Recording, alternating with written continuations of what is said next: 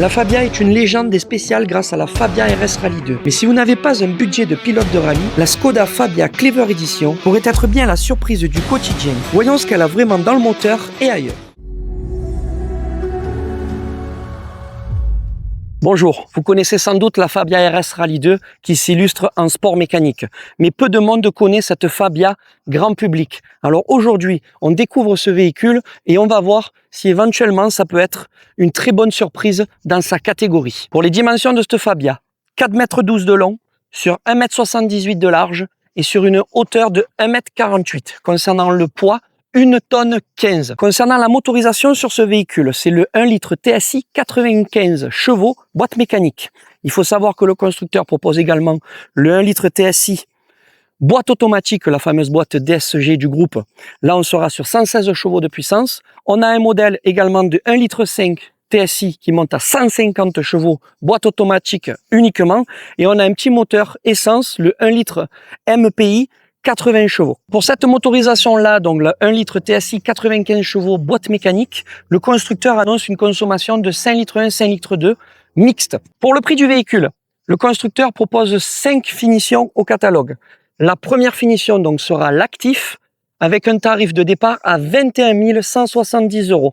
Dernière finition au catalogue, c'est la plus puissante Skoda Fabia qui est la 130, la Skoda Fabia 130, avec une puissance de 177 chevaux. Cette Clever Edition, donc comme je vous disais, on a un vert Timiano du constructeur. Personnellement, je ne suis pas spécialement fan, mais par contre, sur ce modèle-là, en option, on a les rétros noirs, le toit noir métallisé, ainsi que les jantes noires de 17 pouces, qui ont tendance à relever et apporter un côté plus dynamique, un peu plus sportif au véhicule. Donc là, pour le coup, c'est plutôt sympa dans cette configuration-là. On va retrouver également sur cette finition ces petites baguettes alu qui font tout le prolongement des encadrements de fenêtres. Concernant le devant de cette Fabia, pour ma part, il est réussi. On retrouve l'esthétique et le style actuellement de toute la gamme des véhicules thermiques du constructeur avec cette calandre imposante noir brillant.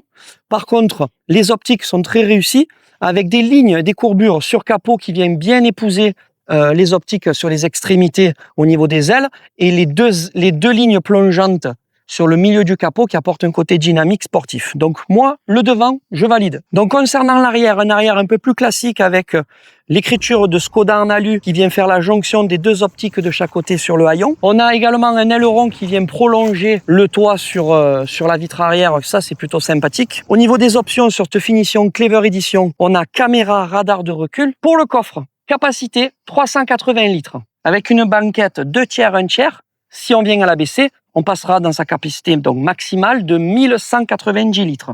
On va retrouver à l'intérieur du coffre un petit bac de rangement sur la gauche avec des petits crochets de chaque côté.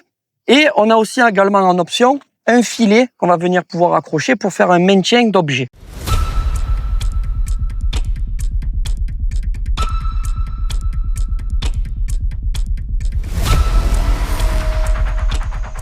Allez, on se retrouve au volant de cette Fabia Clever Edition. Pour résumer, un intérieur sobre, élégant, raffiné, d'un noir dominant, avec un insert sur toute la largeur du tableau en tissu, surmonté d'une petite baguette gris métallisé qui apporte un côté très moderne.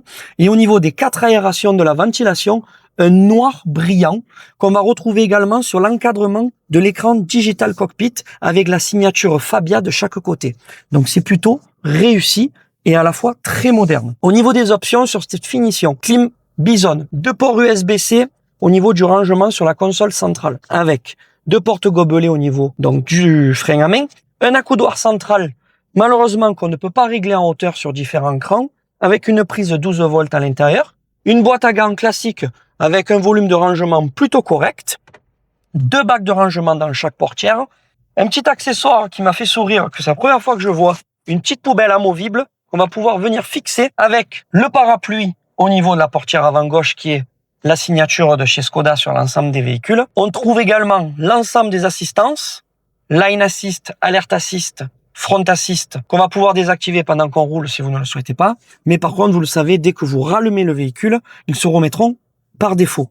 Limiteur régulateur de vitesse, commande vocale au volant. On a un joli écran info-divertissement où on va retrouver les options classiques Bluetooth, téléphone, GPS, radio, etc. Une possibilité de désactiver le start and stop. On n'a pas de siège chauffant, pas de siège électrique et également pas de volant chauffant. Petit rangement porte-lunettes au niveau du plafonnier, classique, mais il y est. J'ai envie de vous dire un intérieur simple, mais réussi. Donc concernant l'arrière du véhicule, moi, ce qui m'a interpellé, séduit, un accoudoir central avec 2 portes gobelets. C'est un petit détail, mais ça fait le plus. Au niveau des dossiers, des sièges avant, 2 poches aumônières, un petit bac de rangement amovible au niveau central, des bacs de rangement dans les portières, vitres électriques, un plafonnier de lumière, tout ce qu'il faut pour une petite citadine. Petite cerise sur le gâteau, support téléphone au niveau de l'appui-tête du siège avant. Concernant le comportement de cette voiture sur route, pour le moteur, 1 litre TSI 95 chevaux. La puissance suffit pour le véhicule. Un véhicule d'une tonne 100, on a dit, la puissance est au rendez-vous, ça suffit largement. Vous avez un sélecteur de vitesse qui passe de éco standard à sport. Moi, personnellement, j'aurais tendance à rouler en mode sport pour pouvoir bénéficier de la pleine puissance du véhicule ainsi que de son couple sur les changements de rapport ou éventuellement de reprise du véhicule. Mais le standard fait le taf. Il n'y a pas grand-chose à dire au niveau de cette citadine et de cet équilibre caisse-moteur. Conclusion, une citadine séduisante avec un habitacle classique mais raffiné, bien équipé.